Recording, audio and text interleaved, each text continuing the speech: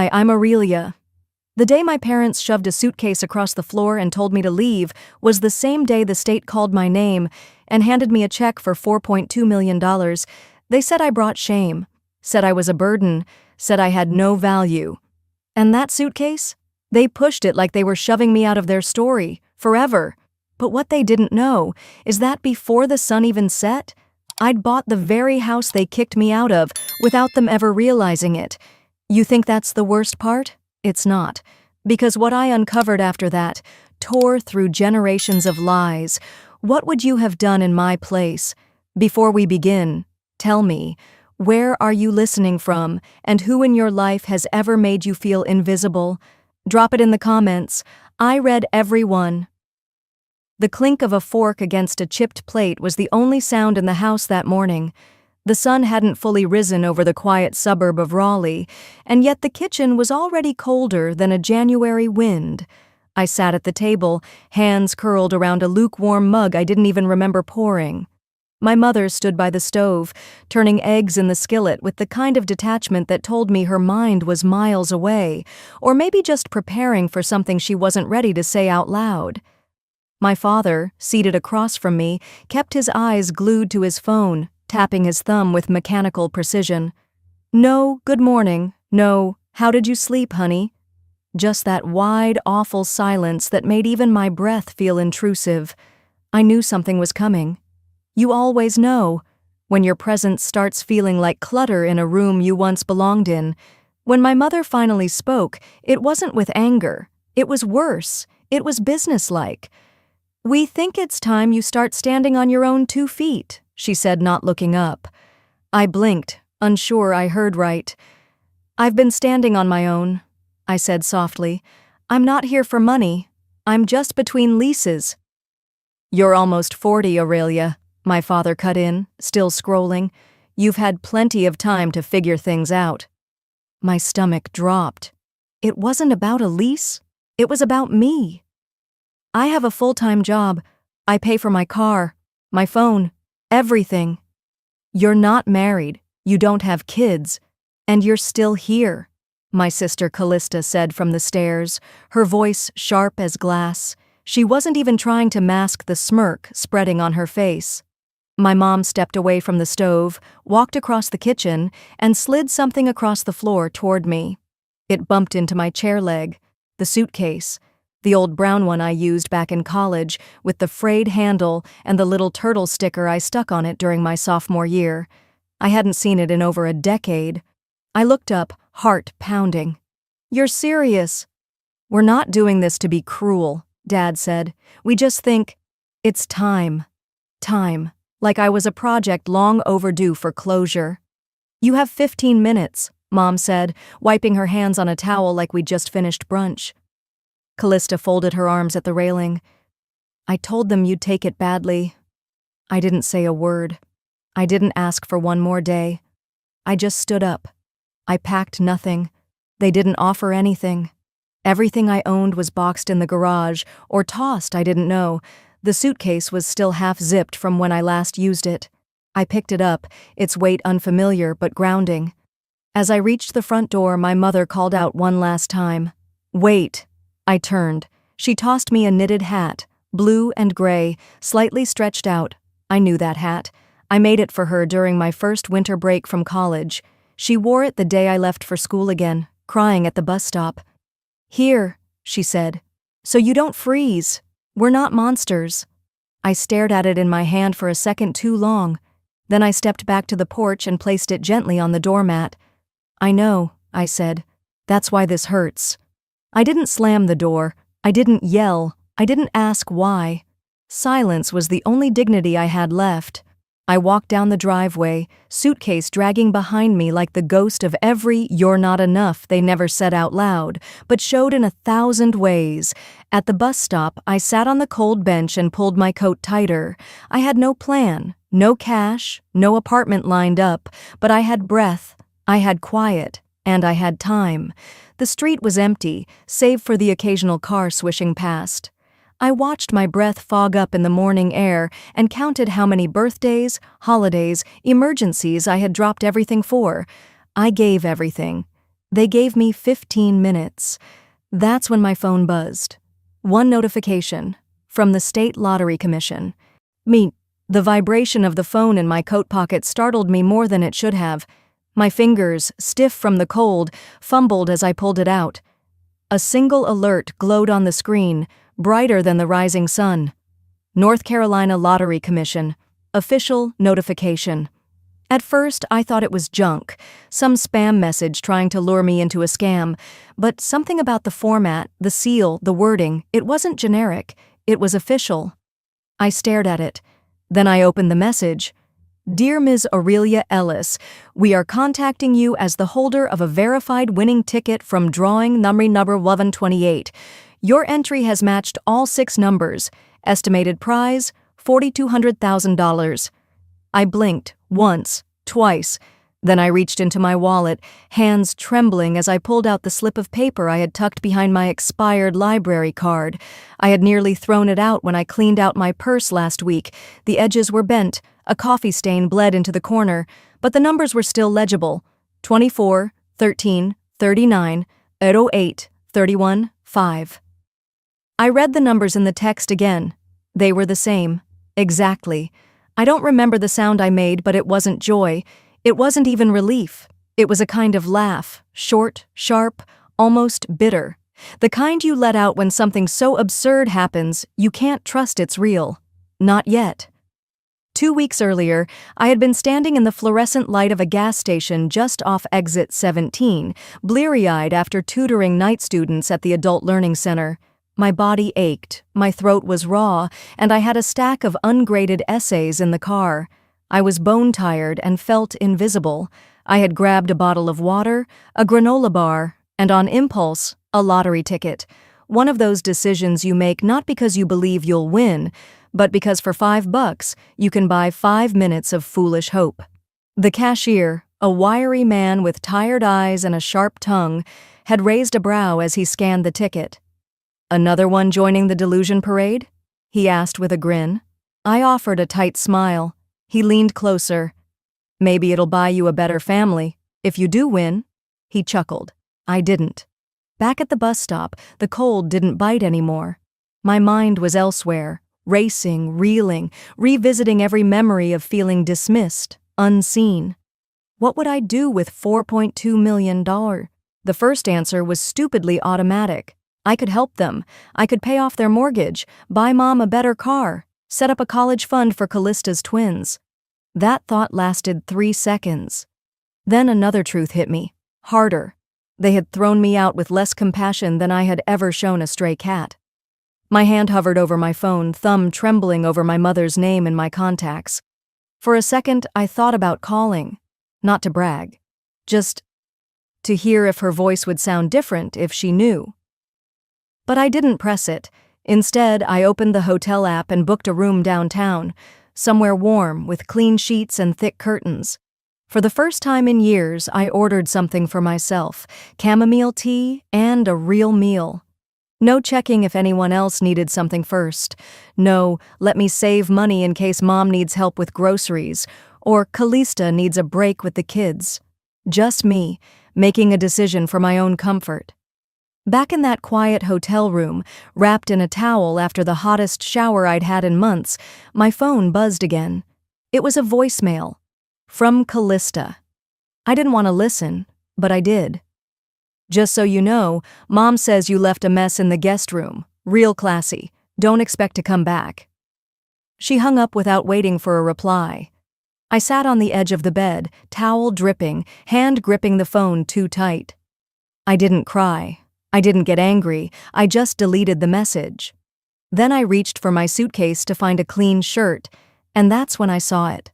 Folded in the corner, almost camouflaged in the lining, was the knitted hat. The one Mom had thrown at me, the one I'd left behind. Somehow, it had ended up with me anyway, like some lingering thread I hadn't snipped. I picked it up slowly. The yarn was looser than I remembered, stretched and faded. I didn't cry. I didn't throw it out either. I folded it, neatly, respectfully, then slid it back into the bottom of the suitcase, beneath my clothes. The next morning, I walked into the bank with a hat, a suitcase, and a claim slip worth millions. The bank's glass doors hissed open with a soft whoosh as I stepped inside, suitcase wheels rattling gently behind me.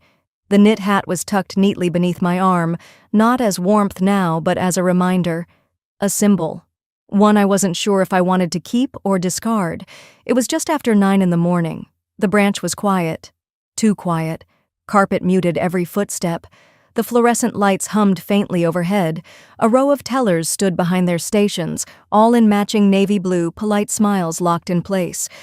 I approached the closest one, a woman maybe 10 years younger than me. Her name tag said Gracie.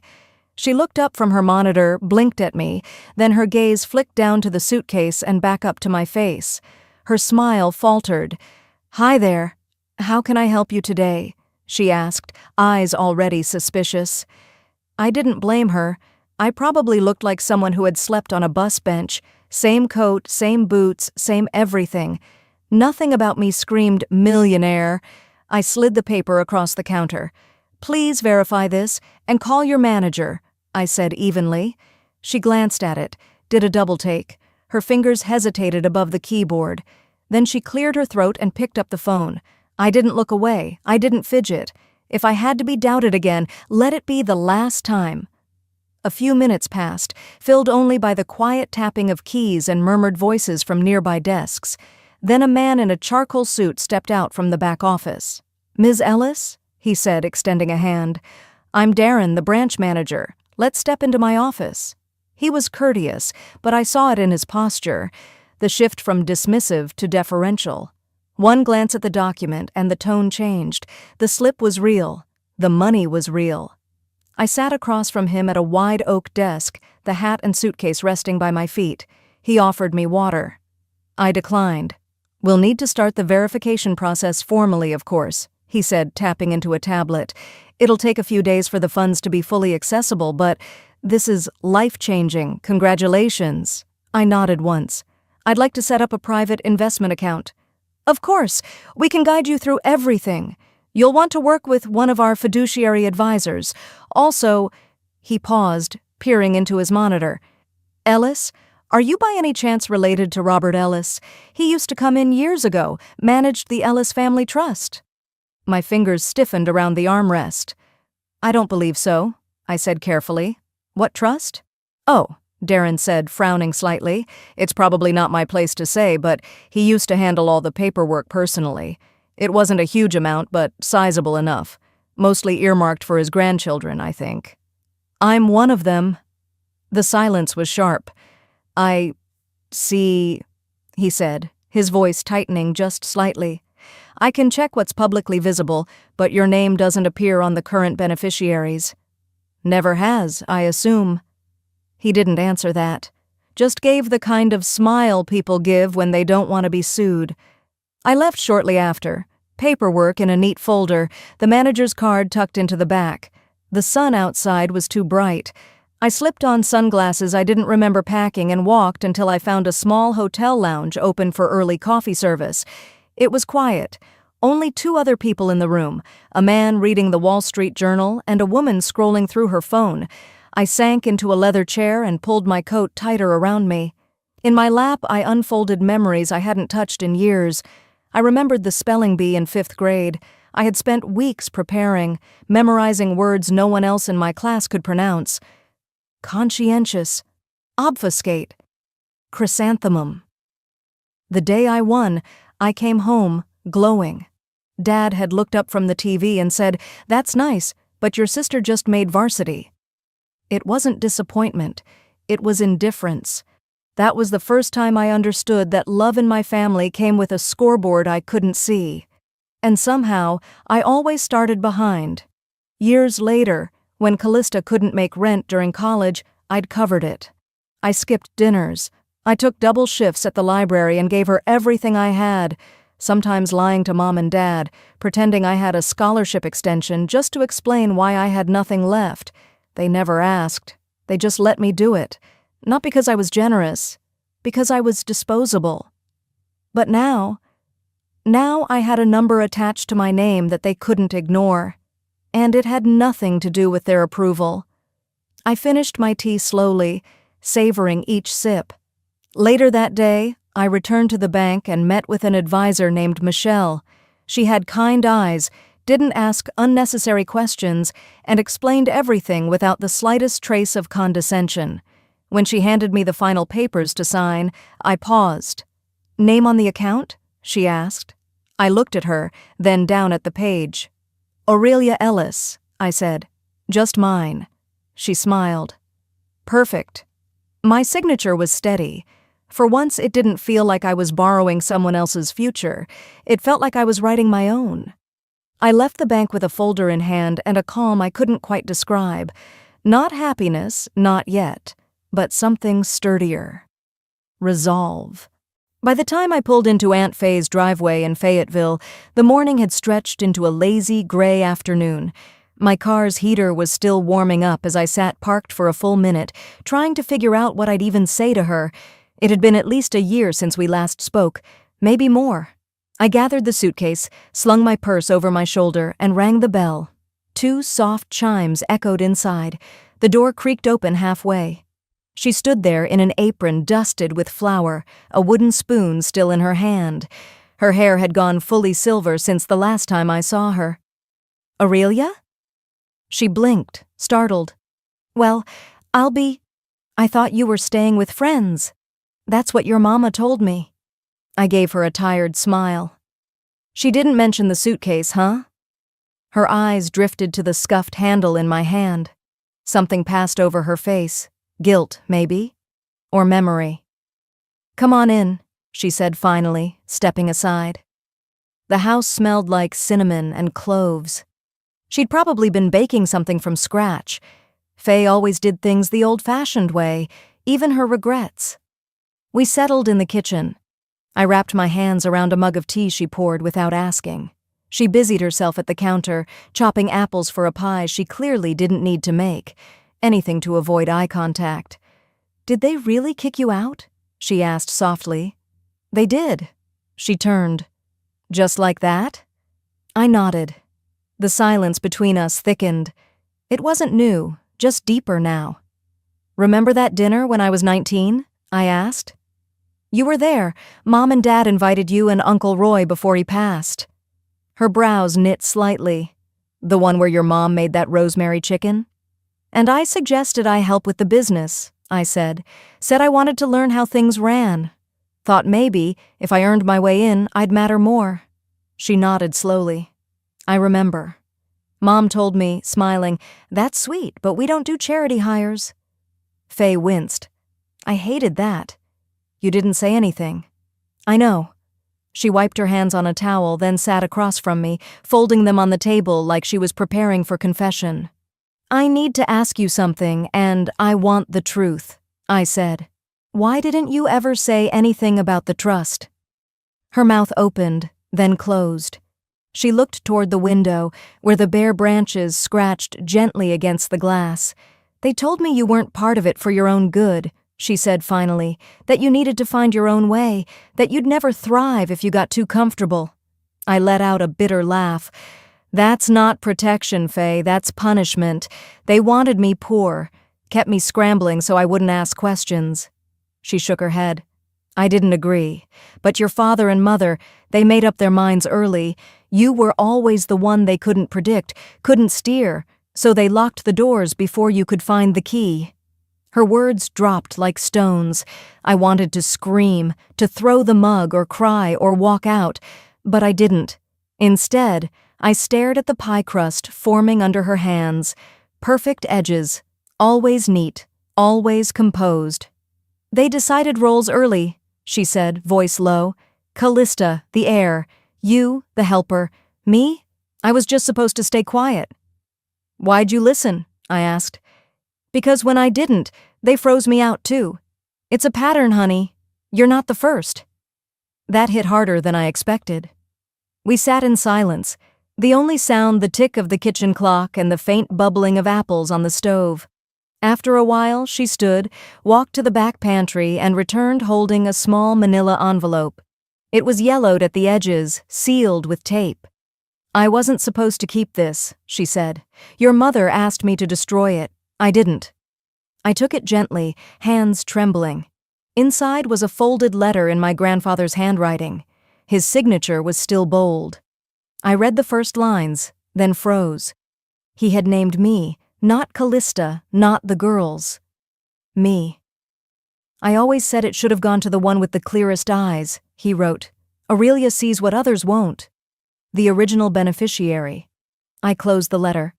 You knew, I said. She nodded. I didn't know how much it would matter until they erased your name. I didn't know they'd pretend like it never existed. I stood, the chair creaking behind me. My voice was steady now. I'm not just here for revenge, Faye, but I am here for the truth. She met my gaze. Then you'd better be ready for what comes next. I slipped the letter back into the envelope, zipped it into the inside pocket of my coat, and picked up my suitcase again. I already packed. The drive to Charlotte took just over 2 hours, enough time for my stomach to turn knots and then untangle again. I had no plan other than to show up. That in itself felt like a small revolution. I'd bought a dress the day before. Clean lines, bold color, no frills. Not expensive, but chosen by me, for me. The kind that didn't whisper trying too hard, but still managed to stand out in a room full of sequins and curated champagne laughs. The rooftop bar shimmered with gold lights strung above polished tables and glistening glasses. The skyline flickered behind the glass. Waitstaff moved like shadows in tuxedo vests. It was Valora's favorite kind of setting. Elegance for show, exclusivity for sport. I stepped inside and paused. Her laugh reached me before her gaze did. Then she saw me. Everything on her face froze except her lips. Who told you where this was? She asked. I didn't flinch. Nobody. I read the city like I used to read you. Her jaw twitched, but she didn't make a scene. That wasn't her style. Not in front of strangers. Someone handed me a small badge. White plastic, clipped with a lanyard. Guest support, it read. A mistake. But my sister didn't correct it. Of course not. I removed it slowly and placed it flat on the marble table between us. Even now, I said calmly, you're embarrassed by me showing up in my own clothes, with my own name. Valora picked up a flute of Prosecco and sipped without answering. A few heads turned. My presence hadn't gone unnoticed. I could feel the weight of stares, quiet gasps. A couple of whispered, "Is that her sister?" She motioned toward a far-off table, one near the sliding doors to the terrace. "You can sit over there." I didn't move. A man approached with a tray of hors d'oeuvres. Valora smiled wide. "Thank you, we'll take 2. She paused, eyes sliding back to me. "Actually, just 1. I turned and walked slowly to the bar, ordered a glass of water, then circled back and leaned on the railing near the edge of the terrace. Charlotte's skyline looked calm, unaware. I held on to that. Soon after, I heard a chime of glass and Valora's voice. "To family that supports you," she said, raising her glass, "and knows when to stay in their lane." A soft ripple of awkward chuckles passed through the crowd. Someone clinked their glass anyway. My grip tightened around the stem of mine. My knuckles turned white. Faye's envelope was heavy in my purse. I didn't pull it out. Not yet. Instead, I excused myself and headed down the corridor toward the restrooms just to breathe. That's when I saw it. A framed sketch hung on the wall near the powder room entrance. Soft pencil lines, colored in with childish care, a little girl and a cat beneath a tree. It was mine, drawn at 10, after our cat Clover had died. But it was signed Valora. I stepped closer and traced the corner. My original initials had been erased, barely visible under the lamination, just enough to make me feel the burn of it all over again. "Even my crayons weren't safe around you," I muttered, half to myself. My heartbeat returned to normal as I walked back to the party, the crowd dimmer now, the drinks flowing smoother. The music shifted to soft jazz. Valora posed for photos with a group of friends I hadn't seen since college, the kind who'd unfriended me after Mom called me emotional at Thanksgiving. And then I walked to the DJ. He looked up as I leaned down and spoke quietly. He raised his eyebrows. "Are you sure?" "Absolutely." A few seconds passed before the first notes rang out. our father's favorite song, Ain't No Sunshine. Raw, slow, heavy. It didn't belong in this setting of laughter and gold. That was the point. Valora stopped laughing. Mom, seated near the bar, turned her face away. I stepped into the center of the dance floor, alone, and I danced. Not to be seen, not to reclaim space, but because I could. My body moved with quiet rhythm, grounded in something that had nothing to do with them. The weight of years, lies, roles shoved on me like hand-me-downs, they all lifted for that moment. When the music faded, no one applauded, but no one interrupted.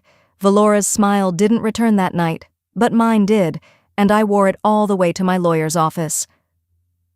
I left the rooftop behind as dusk settled over Charlotte, a hushed weight of light and heat. The heels clicked different now, not in submission, not in doubt, but in a rhythm that sounded more like punctuation. By 8 a.m. the next morning, I was already seated in a high-rise office off Tryon Street, Midtown, neutral walls, glass doors, subtle air conditioning humming like it had secrets. The receptionist greeted me politely, eyes skimming over my simple navy blazer and the legal-sized envelope in my hand. I didn't need anyone to be impressed. I just needed things done. "Ms. Lore," a paralegal called from the side, "we're ready to register the LLC whenever you are." I followed her into the glass conference room, set the envelope down. "This entity will hold all lottery-linked investments, charitable contributions, and future acquisitions," I said evenly. "No relatives on the documents, no amendments by outside counsel, no signatures but mine." She hesitated only a moment, then nodded. "Understood." As she reviewed the file, I slipped in a second set of documents, labeled Property 1786 Pine Hollow Way. She glanced up. "Transfer of title?" "Eviction proceedings," I said, sipping from a coffee someone had left untouched. "The current tenants are in violation of occupancy." She blinked. "Do you know the tenants?" "They're my parents." I didn't offer more. She didn't ask, not out of coldness, but principle. It had taken months before the lottery money cleared. Anonymous, protected. I used the delay well. The house on Pine Hollow had been bought through one of my shell corporations. No red tape, just clean, legal maneuvering. They kicked me out thinking it was their domain. Turns out they were squatting in mine. Flashback. 6 weeks earlier. The agent handed me the pen at closing. "You sure you don't want the deed under your name?" "I'm sure." He'd smiled, assuming it was about taxes. He didn't know it was about reclaiming the very ground I'd been erased from. Back in the present, I scrawled my signature on the last page, slid the folder across the table, and stood. "Let's move forward," I told the room. Across town, the first tremor hit. Valora's phone buzzed during brunch, her third mimosa untouched. "Eviction notice filed. Pine Hollow Holdings, LLC versus current tenants." Her lipstick smeared slightly as her mouth fell open. "She did it?" Faye's voice came crackling through the speaker when Valora called. "She didn't start this war," she said gently, "but I think she's finally ending it." I didn't need to hear the panic to feel it. The house was more than wood and nails to them. It was their seat of control, their version of legacy. Mine would look very different. That same afternoon, I sat across from a woman named Marla, director of the Havenwell Women's Shelter. We met at a quiet cafe near Freedom Park. "I'm here on behalf of an anonymous donor," I said, sliding a certified check across the table. She blinked down at the amount. "Are you sure?" she whispered. "There's a stipulation," I added. "The scholarship arm will be called the Lumen Fund. It's meant for women rebuilding, educational grants, vocational training, safe housing." Marla's eyes misted. "Do you know what this means to us? This changes everything." Her voice cracked. I knew her vaguely. Years ago, my mother had mocked her at a church fundraiser, calling her that unmarried liberal with the rescue complex. Now here she was, holding a hope they couldn't touch. I left quietly, declining a photo or statement. They didn't need to know it was me. The only person who did was me. By early evening, I was back at my place. The small porch looked west over a line of trees turning red-orange in the soft start of fall. I brewed tea, chamomile and honey. The phone buzzed just as I settled into the rocker. Valora. They know. No subject, no punctuation, just that. I didn't respond. Didn't even look at it again. Instead, I let the steam curl up and around my face. The air was still warm, but something had shifted. For the first time, the silence didn't carry weight. It carried peace. They thought they'd buried me beneath shame. They didn't know I'd built a ladder with every stone they threw. After the porch tea, I didn't sleep much. Not from stress, but clarity. That kind of stillness that doesn't lull you, but arms you. When morning came, I didn't check the headlines. I didn't need to. I knew they'd spin it. And they did. By 3 p.m., my sister was on a local morning show out of Charlotte. Clean-cut host, floral set, velvet couch she looked too comfortable on. Valora. Her voice was syrupy, her hair carefully curled like innocence. The screen beneath her read, "Family rift after lottery windfall? Sister breaks, her silence." I watched from my apartment, sound low, tea gone cold in my hand. "She's always had issues," Valora said, drawing out the pause like she was plucking sympathy from the air. "We took her in when no one else would. But once the money came, the mask fell off. She's bitter, ungrateful, estranged, for a reason." The host, visibly uncomfortable, murmured something about hope and healing. Valora smiled, chin tilted. She wasn't cut out for family responsibility. Some people aren't. And frankly, I'm glad we helped her back when she needed it. I blinked slowly. They weren't just rewriting history, they were syndicating it. Back at the office, Faye was already moving. While Valora painted herself as the wounded heroine, Faye was logging into our secure press drop. The show was airing live, which meant it wasn't too late. I texted only 2 words, "Upload now." 2 minutes later, the host's feed shifted, the screen flickered. Then audio, not our faces, just sound. Valora's voice, crisp, undeniable, from the hallway of our parents' house. "Get your trash out. You're dead to us." And her husband, following behind, "We'll rip that check from her cold hands if we have to." The show froze. Dead air. Then frantic scrambling, cut to commercials, then a full broadcast drop. By sunset, the clip had over 2 million views. Live Mike exposes family lies. The hashtags wrote themselves. Comment sections filled with lines like, "She took her in? That's taking in a punching bag. She just canceled herself in HD. That host deserves hazard pay?" By evening, I sat with the last piece of truth I hadn't touched, the old will.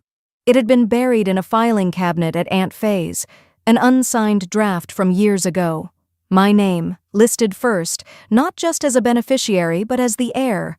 Primary, unquestioned, scrawled in my father's handwriting, "To Aurelia, for her constancy." Then scratched out, dated weeks before I won the lottery. They hadn't just disowned me, they tried to erase the part where they once believed in me. I scanned the document, filed it digitally, quietly, with my legal team. Let it speak.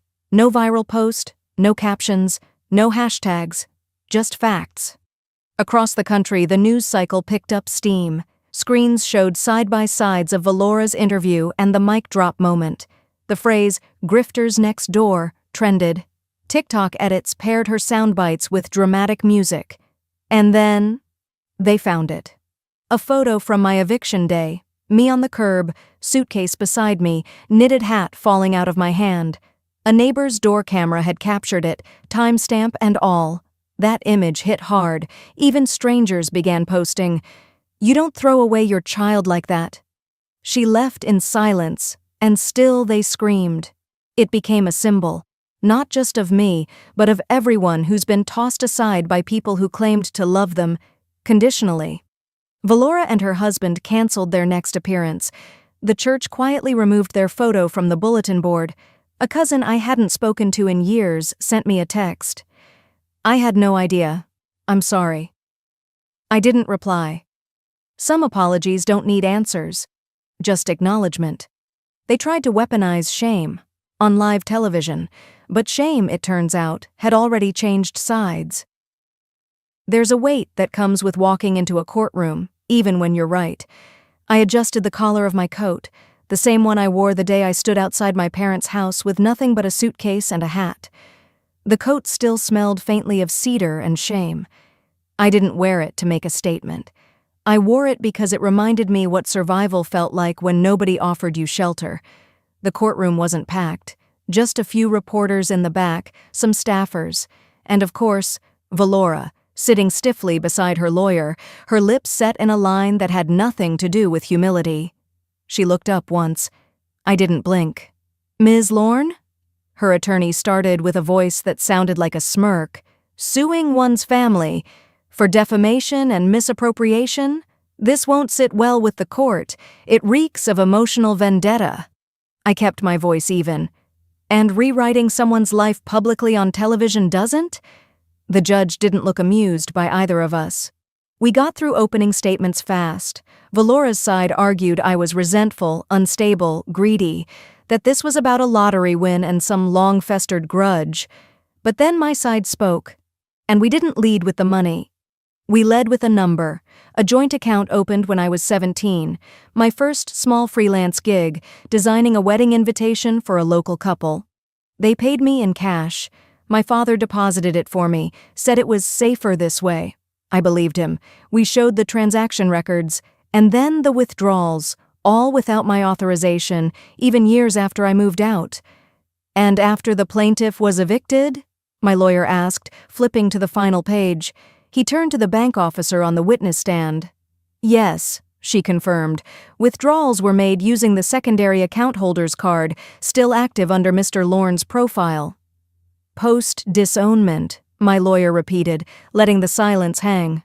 "This case," he said, "isn't about the lottery. It's about decades of quiet erasure, of being treated as a utility rather than a daughter." Valora scoffed. "Are we really going to act like a couple $100 from high school is a crime?" I leaned into the mic. "It wasn't the amount, it was the message. You owe us for existing." Gasps were small but audible, but nothing compared to what came next. My Aunt Faye stood up in the back row. "Your Honor," she said, her voice trembling but steady. "With permission, I'd like to play a voicemail left on my phone 2 weeks ago by accident." The judge nodded. She tapped the speaker. My mother's voice crackled through. "If she wins this case, we lose everything. Why didn't you just let her disappear?" The courtroom stopped breathing. Valora's lawyer closed his binder slowly, as if that might somehow stop what had just detonated. The judge's brow creased. "That's not just negligent, that's deliberate." Valora whipped toward her husband, hissing, "You said it was deleted." He shot back. "You're the one who couldn't keep her mouth shut on TV." Reporters scribbled faster. The judge banged his gavel once, twice. "Enough." 30 minutes later, the verdict came down. In my favor. Full damages. A public apology, mandatory, to be delivered on the same show where they'd tried to bury me. But I didn't smile. When the judge asked if I had anything to say, I rose, walked to the front, and kept my voice low. I didn't need their apology. I just needed the truth to stand where they tried to knock it down, and I pulled something from my coat pocket.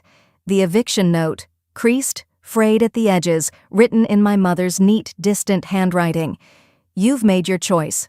Don't come back." I didn't read it aloud. I just held it for a second, then folded it in half and tucked it back. As I walked out of the courthouse, the sun hit my face like a memory. That note? I kept it, not to remember the pain, but to mark the day I stopped begging for a seat at their table. I didn't turn into the driveway. I just eased off the gas as the old house came into view, quiet now, a ghost without a family to haunt it. The porch light was off, the shutters chipped.